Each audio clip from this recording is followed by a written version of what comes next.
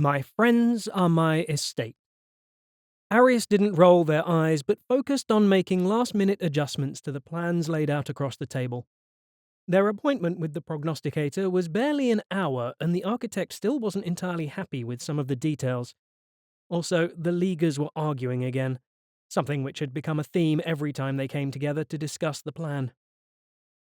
"I'm sorry," said Carolyn, trying to keep her patience, "but I do not see why this proposal requires a big statue in the middle of it. How does that promote the shipwright's arts, exactly?" Rafe shook his head, grin fixed, hands dancing as he talked as usual. "Nah, see, it makes perfect sense. But it's the mountebank. They may be dressed up as the sailor, but in many ways that makes things worse, given some of the resonances." "Oh, for sure," agreed Rafe, in a way that made it clear he did not in fact agree with his colleague. "But also, think about it. As a mascot for Apulian, it's ideal. Let me explain." "I doubt we can stop you," interjected Hyam de Apulian. The orc was leant back in his chair, boots on the table, dividing his time between the conversation and a large box of chocolate-covered cherries balanced on his stomach. Rafe ignored him. "Everyone talks about Apulian as the fifth city of the League," explained Rafe. "We'll always be the newest city until the nation incorporates somewhere else, and even then we'll be listed after the other four. Desato, Temeshwar, Sarvos, Holberg, they all have centuries of history." "Apulian has centuries of history," interrupted Arius. The Urizen architect didn't look up from the plans scattered across the table between them. They leant forward as they spoke, and made a slight adjustment to one of the diagrams. "Indeed, it could be argued that the city has more history than some of the League, given my people were here before yours arrived on these shores." "I don't disagree," said Rafe, "but also no. That was, without offence, Urizen history, and that doesn't entirely count, you see." "I'm not sure I do," began Arius, but Rafe continued speaking as if they had not spoken. The robed Merrow closed their eyes momentarily, drawing their poise around them like a cloak, and continued tweaking the plans. Carolyn noted their lips were quite thin, however, and suspected they were not used to being talked over. "For hundreds of years it was a glorified town, no offence, Arius, and then it was a Grendel, and now it's League, and I'm sorry, but that counts for a great deal. But we're the newest child on the street here. We've not really claimed our place. We're the place the orcs came from, no offence I am, and the city below, where all the night magicians are dicking about, no offence, Carolyn, and that's about all the rest of the League thinks of us. The mountebank is exactly the iconic presence we need, the upstart, the clever rascal, the spirit of transformation, and unleash primal forces and destruction," said Hyam, even more amused. The League orc dropped his feet from the table and leant forwards.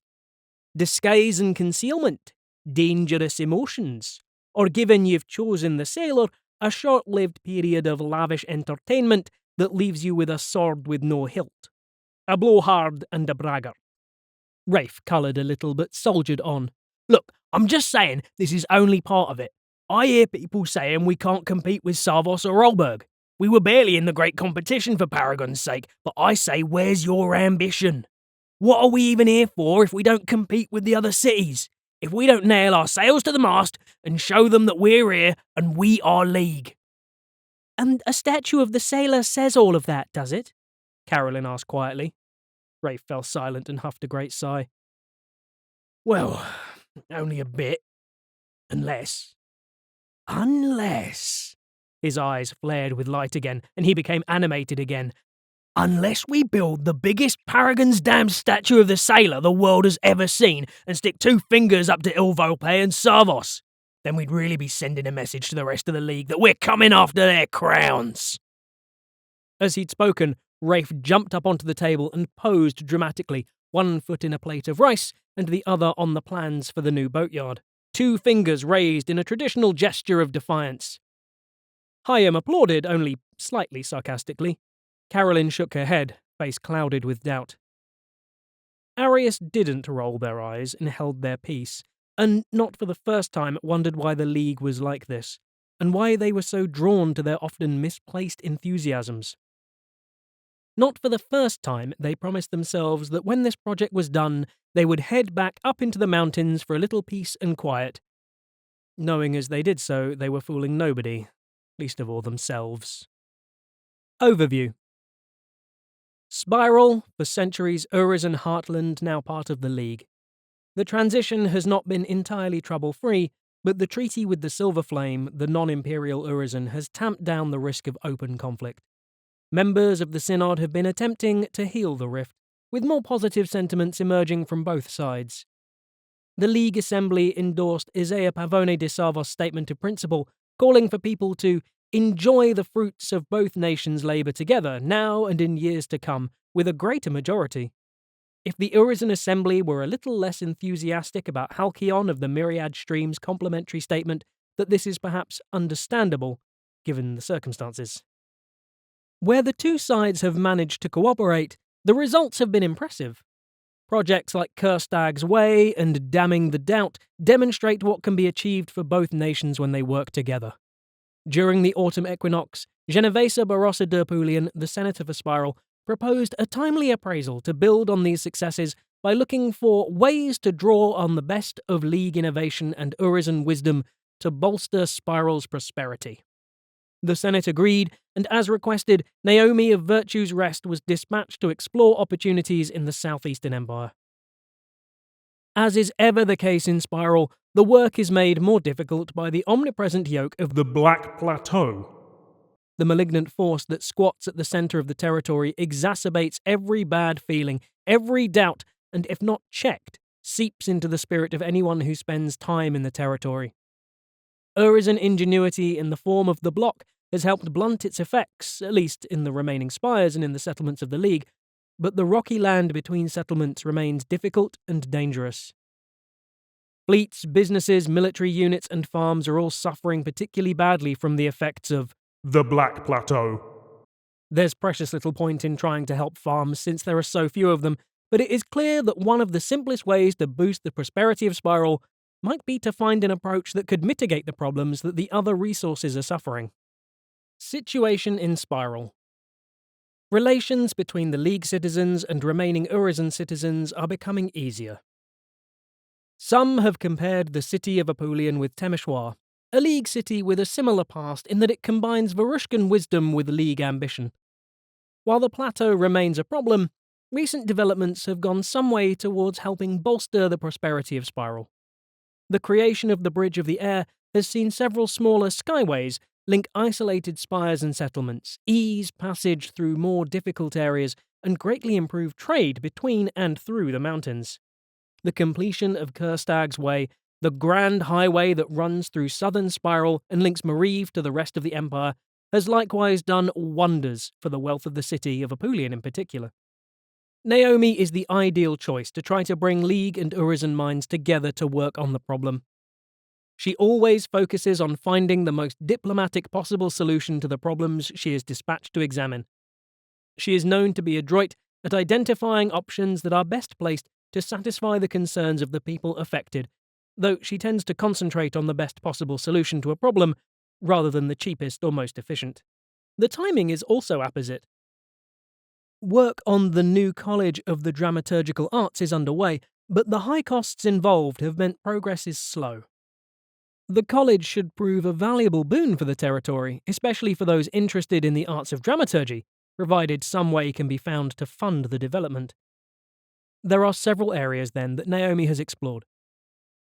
The independent city-state of Bioraith lies just to the south of Spiral, and has recently become a protectorate of the Sarkovan Delves, a people known for their love of trade and enthusiasm for wealth, who are already invested in the Empire. The city of Apulian is expanding and growing in leaps and bounds, clearly benefiting from the fusion of Urizen and League magical lore. The spires of the Highlands are rich in magical understanding, crystal mana, and magical metals. Night sailing. Building a specialized dock in Apulian would remove the penalties suffered by Imperial fleets in Spiral. It would also provide benefits to Spiral fleets engaged in espionage, scouting, and smuggling. It could serve as a refuge for an Imperial navy. It would bring more maritime trade into Apulian and increase taxation by 2 thrones a season. The city of Apulian is a bustling port with an eclectic feel. It grew slowly over the years, but the infusion of settlers, first the Grendel and then the League, have ushered in 2 major waves of expansion. Now the docks are extensive but syncretized, merging many different styles of architecture, imperial and otherwise. Trade has grown with it, with more ships from foreign ports as well as vessels from Highguard and the Brass Coast seen entering the harbour. The looming presence of the Black Plateau remains the biggest impediment to further expansion of the trade. Until recently, moving goods and passengers across the Bay of Katazar by sail was preferable to travel under the plateau's sinister gaze. The creation of Kerstag's Way, complete with rest stops infused with mithril, made it easier to move goods by land in the territory. Could a similar solution benefit the Apulian docks? While the block protects any structure properly infused with mithril, that's little comfort to ships' crews. Among some of the first people to arrange an appointment with Naomi when she arrived in Apulian were a loose association of ship owners and merchant traders supported by members of the Purple Sail Sodality. While most were League citizens, there were a handful of Urizen interests represented, as well as some Sokovan and a merchant from Bioraith. All were keen to find a way to ameliorate the effects of the plateau on shipping. Much discussion between various experts ensues, but in the end it is the seagoing expertise of Danilo de Tossato, a former gondolier and reckoner, and an Urizen seer, Procopius of the Shadow Moon, that provides the answer. Between them, they have developed a way to infuse mithril and welt silver into the hulls and sails of ships to protect them from the Black Plateau by wrapping the vessel in whispers of shadow pulled from the Night Realm. According to Procopius, it works because the enchantments woven into the ship make it harder for the Black Plateau to see the vessel, which has some rather disturbing implications. Regardless of how the magic works, a nighttime trip across the bay in Danilo's converted Sarkovan bumboat is enough to prove to Naomi and her team that the approach is undeniably effective. The demonstration draws interest from many, including the Sarkovan College of Silent Voices and the League Orcs of the Circle of Black Sand. Working together produces an ambitious proposal that might see Apulian eventually rival Sarvos as a seat of trade. The Obsidian shipwrights would be an area of the docks dedicated both to building trading vessels and refitting existing vessels with mithril traceries to protect them from the Black Plateau. A centerpiece of the construction would be a large mithril inlaid statue of the sailor. This raises a few eyebrows. The sailor is a specific version of the mountebank in dramaturgy, associated with suspicious gifts, good times, and trouble. Yet they are also an excellent fit for magic that hides folk from unfriendly eyes. It would in no way rival the Colossus of Sarvos, but it might send a message about the ambitions of the people of Apulian. The shipyards would remove the penalty suffered by fleets in Spiral due to the presence of the Black Plateau. However, the benefits go further than that. The night magic would suffuse fleets based in the territory, allowing them to move quickly and quietly, making them excellent spies and smugglers. Every fleet based in Spiral, both League and Urizen, would receive a 1-rank bonus whenever they undertake a scouting action. Such vessels would also be well received in the Sarkovan Delves, providing the same bonus to any trading action with the Delves. Both the city itself, the Betovering Docks, but also the less accessible satellite ports, allowing improved access to the medicines of Muraskreden or the contraband of Schedelhafen. Sadly, the approach is not completely without drawbacks. The obfuscation provided by the lingering night magics would inevitably cause consternation in Sumash and Commonwealth ports. Both nations are sticklers for the rule of law, with little time for smugglers. The suspicion that such a vessel would be sure to arouse means every fleet based in Spiral, both League and Urizen, would receive a 1-rank penalty whenever they undertake any trading action with a port controlled by either nation. This focus on swift, subtle vessels with low drafts means the shipwrights would be unsuitable for creating an Imperial Navy. Built in harmony with the magics coursing through Apulian, however, the Obsidian shipwrights would provide a safe haven for warships. It would provide the refuge benefit to a navy that docked in Apulian, where the Palace of Apulian provided further protection. On which subject? Mellow Mists. Naomi's proposal would upgrade the fortification at Apulian to rank 2. Forces using shore offensive or equivalent orders would suffer a 20% penalty to victory points. Bolstering the defences would increase taxation by 5 thrones a season, offsetting some of the increased upkeep.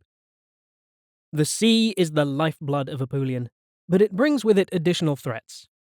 The Grendel have demonstrated their ruthless capacity to seize Imperial ports with their recent attack on Elos. The Children of Rex have been defeated, but not destroyed. The Assavean warships that burnt Sirach are still out there. Apulian is protected by the Palace of Apulian, but there is a limit to what it can achieve, especially against a maritime threat. League engineers and Urizen architects have worked together to address the problem that is the flip side of a lot of Apulian's prosperity. Their proposal is to build on the foundation laid by Salt Lord Kaliak. The beautiful, well-fortified palace takes pride of place near the docks, but there is more to expanding its defences than simply building its walls up. Part of their inspiration comes, unsurprisingly, from the Great Chain of Savos, a mighty series of walls, towers, and barracks, coupled with great iron chains attached to blocks of white granite that can be raised or lowered to provide a serious obstacle to naval forces attempting a shore offensive aimed at capturing Signo. Part of the defence incorporates a similar set of obstacles, but thanks to the ingenuity of both Urizen and the League, there is more to their plan. The Dripping Echoes of the Fen is a useful ritual that weaves wards of obfuscation and misdirection through an area of marshes. While night magic is generally of limited usefulness in a war, the resonance of obfuscation presents several opportunities to protect against assault. Urizen's seers calculate that it would be possible to permanently tap into some of the rich veins of night magic that now permeate the city and focus it across the coast of Apulian. Keen eyes study the effectiveness of the walls of mist that surround the Lyceum and the involvement of the Eternal Sodogua in protecting that place. Heralds of the Black Sloth have been sought out. Some Urizen make the long trek to the marches to put some of those celebrating the wassail there on the spot, and it seems that the Globbersnotch has provided some advice on ways to make the most of the magic in Apulian, while being a little shifty about night magic and its relationship to the sea. Recent historical research into the nature of Eternals associated with the sea might provide some insight here. Under the proposal, the Palace of Apulian would become the Palace of Mists, capable of calling up confusing fogs to misdirect invading ships and even armies attempting to attack Apollos. It would become a fully effective Level 2 fortification, and in addition, any force attacking the region from the sea, any navy and armies using shore offensive, would suffer a 20% penalty to victory points. The palace would require 80 wains of white granite, 30 thrones in labour costs, and take a year to complete. It would increase the upkeep of the palace by an additional 10 thrones each season. However, the presence of such a powerful defence protecting the port and the ships using it would boost trade in Spiral. As a result, the taxation of the territory would increase by 5 thrones a season, offsetting half of the increased upkeep. Swords against darkness. The League and Urizen National Assemblies could use a statement of principle to create a new questing venture in Spiral. If enough military units undertake the venture over the next year, then it will increase taxation by 6 thrones a season and remove the penalty on Spiral military units. One of the challenges in Urizen is that after 3 decades of war and the chaos that followed, and the influence of The Black Plateau, the places between spires and outside the walls of Apulian and Balagadra are filled with unknown dangers. Of course, there are dangers in many of the less travelled parts of the Empire, but Spiral is particularly affected. The Lost is the common term for those folk whose minds and spirits have been undone by the baleful glare of the Plateau. They are not the only threat, however.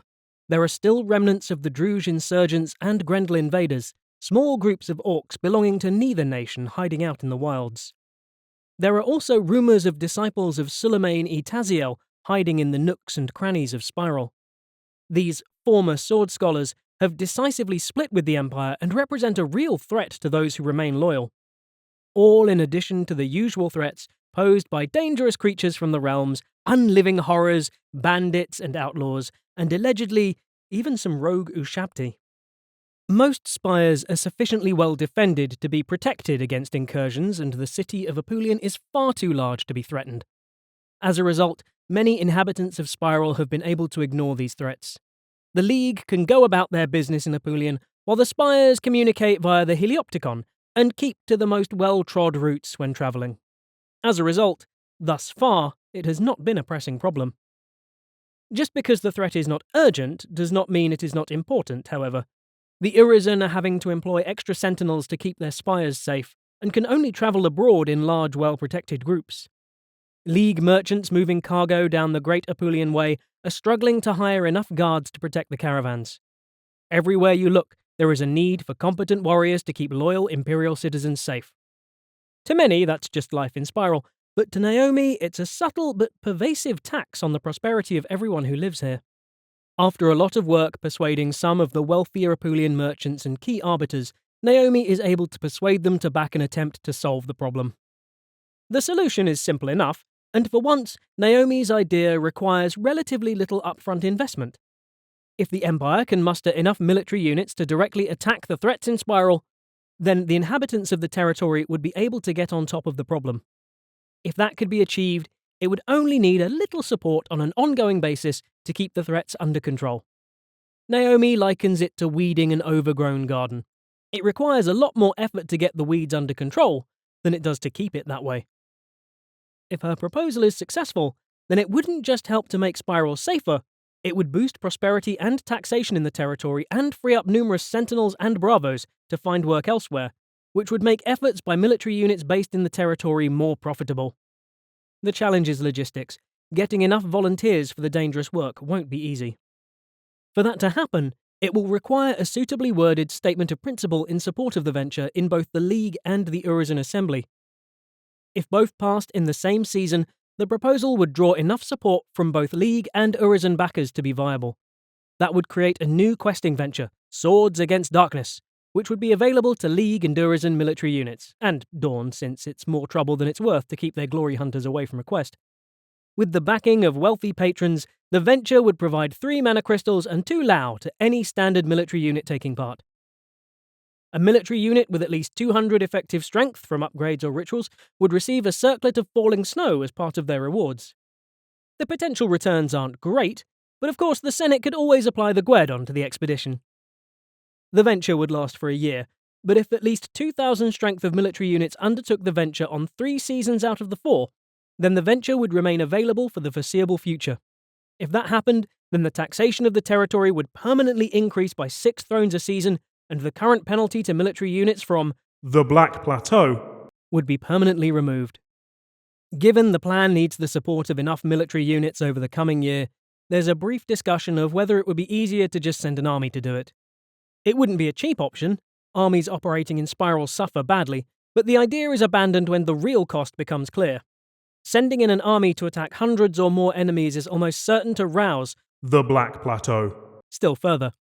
Dozens of small-scale operations to hunt down dangerous individuals will be fine. An attempt to have thousands of soldiers comb the mountainside would not. Spiral and Zenith. Building a road to connect southern Spiral with Zenith could bring significant benefits. The special Ushabti created at the Crucible of Fate would work well in the Legacy. Since it was recovered from the Druge, the Urizen territory of Zenith has seen significant investment in its prosperity. Between the restoration of the Golden Cascade and the establishment of the Crucible of Fate, great wealth has accrued to the spires north of Spiral. Some of that wealth has filtered through to the spires of Spiral via the Bridge of the Air in particular, but Naomi believes that more could be done.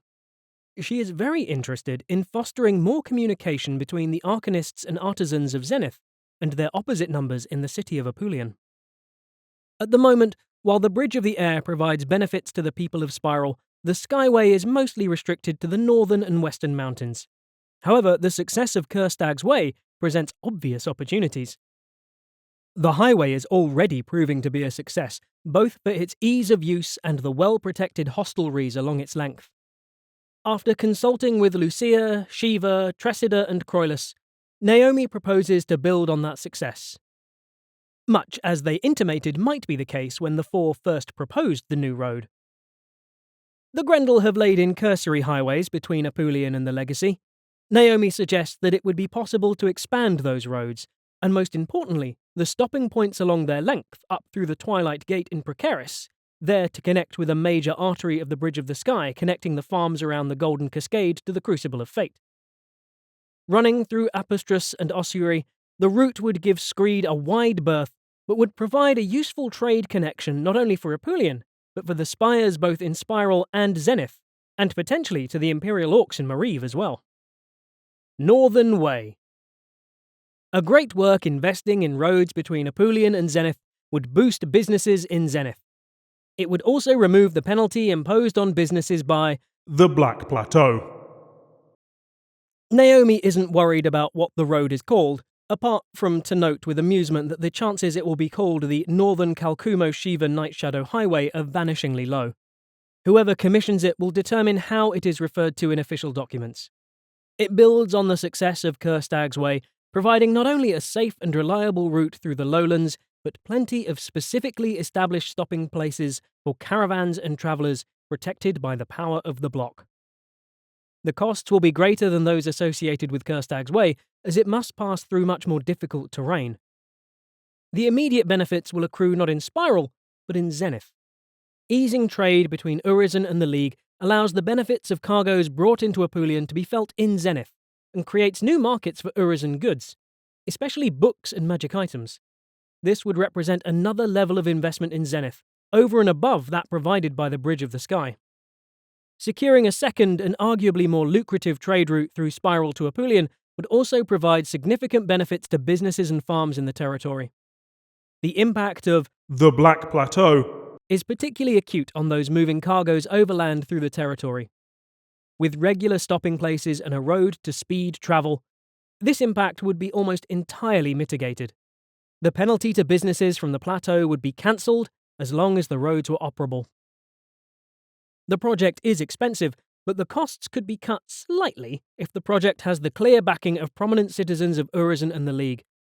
If the Master of Rings commissions the road, 6 wains of white granite will be provided by enthusiastic League citizens. If the Urizen Assembly passes a suitably worded statement of principle in support of the new road, then 4 wains of mithril will be provided by Urizen Spires. Dark Depths. Completing the Northern Way could enable the Architect of the Crucible to employ members of League artisan guilds. Employing more artisans would enable the Architect to boost production of the Legacy. It would also restore and extend the ability to upgrade personal resources. The road would obviously run past the Legacy. While the raw mithril here shelters the miners from the dank miasma of the plateau while they're working, it still requires the Senate to pay a significant dividend to attract those workers to the location. With an easy route between Zenith and Spiral, however, another opportunity presents itself. At the moment, the Architect of the Crucible is providing specialist Ushabti to the Brilliant Star and Redoubt. These Ushabti are designed to operate in the deadly light that infuses the mines, a legacy of Cold Sun. Rather than support the Brilliant Star, the Architect of the Crucible could instead create a workforce of Ushabti infused with weirwood and mithril to help operate the Legacy. That would boost the output of the Legacy by 3 wains of mithril, but production at the Star would drop by the same amount. What is really needed is a way to expand the output of the Crucible of Fate. As is common with Urizen structures, the facility is large and spacious. The problem is getting enough skilled artisans to work the forges. Urizen has never been a very populous nation, and there simply aren't enough artisans available to make it worthwhile running the forges night and day. However, there are more than enough League artisans in the various guilds that have moved to Apulian who are eagerly looking for work. If the Architect of the Crucible invited them to travel to the Crucible of Fate, then they could quickly learn how to make Ushabti, and once they had mastered the arts, it would significantly improve the Architect's capacity to create Ushabti. If the Northern Way is completed, then at any time the Architect of the Crucible could email plot@profounddecisions.co.uk and indicate that they are overseeing the creation of Ushabti for the Legacy rather than the Brilliant Star. That would reduce the output of the Star by 3 wains and increase the output of the Legacy by 3 wains. Alternatively, the Architect could email plot@profounddecisions.co.uk to indicate that they are inviting League artisans to come to the Crucible to learn how to make Ushabti. With the benefit of so many additional artisans, the output of the Crucible would double. The Architect could support the Legacy and the Brilliant Star, increasing the output of both Bourse resources. In addition, the extra workforce would restore the ability of the Architect of the Crucible to upgrade personal resources. With Spiral back in Imperial control and League magicians receiving training in the creation, use, and maintenance of Ushabti, it would be possible for the Architect of the Crucible to upgrade League or Urizen personal resources in Spiral. Once each season, during downtime, the architect of the Crucible could select a single Urizen or League character with a mine, forest, herb garden, farm, or business in Morrow, Redoubt, Spiral, or Zenith, and commission the artisans at the Crucible to create bespoke Ushabti for them. This would upgrade their personal resource by 1 level at a cost of 3 thrones for each level it is being upgraded to. So to upgrade a standard resource costs 6 thrones, while a level 3 resource would require 12 thrones to upgrade to level 4. This is in place of all other costs. No mithril, white granite, or weirwood is required. Of course, the architect of the Crucible might not want to share the secrets of Ushabti with members of the League. That would be a decision that was down to them. But in either case, nothing could happen until the proposed Northern Way was completed. The Dark Mesa. The opportunity to build a fortification designed to enclose the Black Plateau is still viable. The proposal for Oblivion's Edge would mitigate the impact of fighting in the territory for a season. As long as the block remains intact, it would also reduce the impact of the plateau on life in inhabited areas of Spiral. This proposal completely replaces the previous details for the creation of Oblivion's Edge. As part of their work to assess the threats present in Spiral and suggest ways to counter them, members of the Vigilance Assembly suggested the construction of a fortification to enclose the Black Plateau. Their goal was to wall off access to the area to prevent people blindly wandering into the most dangerous part of the territory, but also to prevent any opportunity for malicious actors such as the Druge or the Grendel from deliberately rousing it to violence by directly attacking it, as the Iron Helms did so dramatically 5 years ago. Of most interest to Naomi is the idea that the fortification might include mithril laced into the walls to try and contain some of the fell energies seeping out of the mesa. She has been charged with finding ways to improve the prosperity of Spiral, but one of the first tenets of the virtue enjoins people to enjoy the fruits of your labour. It is harder than it should be to enjoy life in Spiral with the fearful shadow of the Black Plateau hanging over the territory. The more that can be done to contain it, the better people's lives will be. Thus, she is interested in the proposal to fortify Screed because of the potential it offers to contain some of the fell energies leaching from the heights. The effects are small, but combined with the protections provided by the block, it would make life in Apulian and the lofty spires in the mountains much more livable. At least, it will for as long as the great mithril structure remains in good working order, which should be fine provided relations with the Sinian rebels who control the block remain stable. Thus, Naomi has spent time revisiting the original proposals to bring them up to date with the latest techniques. The fortification would not be cheap. It would require 80 wains of white granite and 20 mithril, and take a year to build. But now that the Empire has given Yelenwe Amity, Xi is prepared to shield the workers from the Dark Eye's baleful glare, so the labour costs would be no higher than normal. The fortification would offer a number of benefits. It turns out the area is not as defensible as first assumed, but the bastion would make the region much harder to take. The region would require 20 victory points to capture, and provide a base for a garrison to patrol Urizen.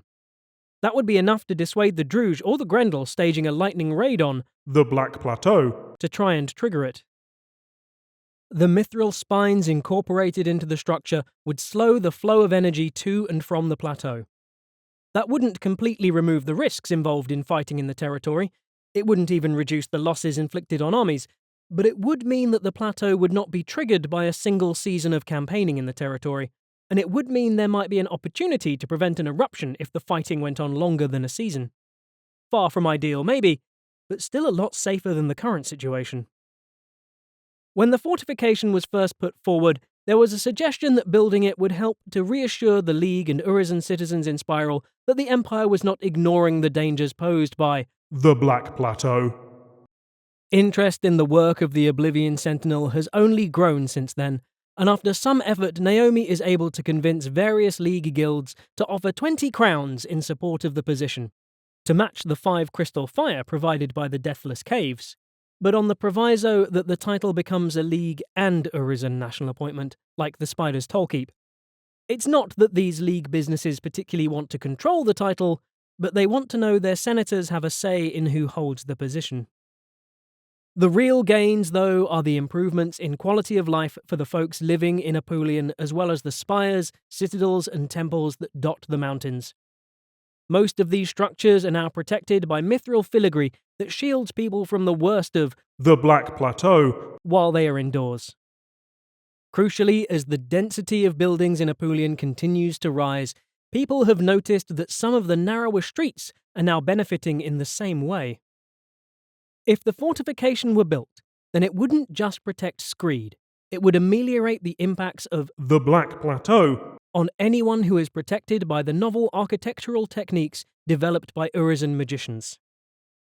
It would do nothing for the wilderness. That would remain a treacherous and dangerous landscape, one only the hardy or the foolhardy might contemplate.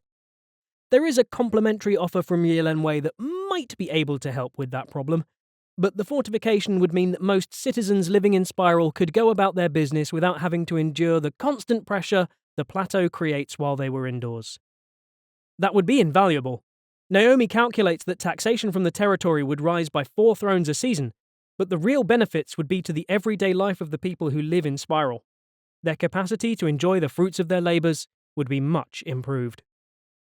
For further reading, please see the pages on Spiral, Yelenwei, The Moth for the Star, a 387YE Autumn Wind of Fortune relating to dramaturgical eccentricities in Spiral, Daybreak in Spiral, a 387YE Summer Wind of Fortune discussing events in Spiral as a whole, Nightfall in Apulian, a 387YE Summer Wind of Fortune discussing events in the city of Apulian, Damning the Doubt, a 387YE Spring Wind of Fortune discussing options and concerns related to Solon's Doubt, Our Eyes in Spiral, a 387YE Spring Wind of Fortune summarizing the situation in Spiral, Million Tons of Water, a 386YE Winter Wind of Fortune introducing the opportunity to flood the Doubt.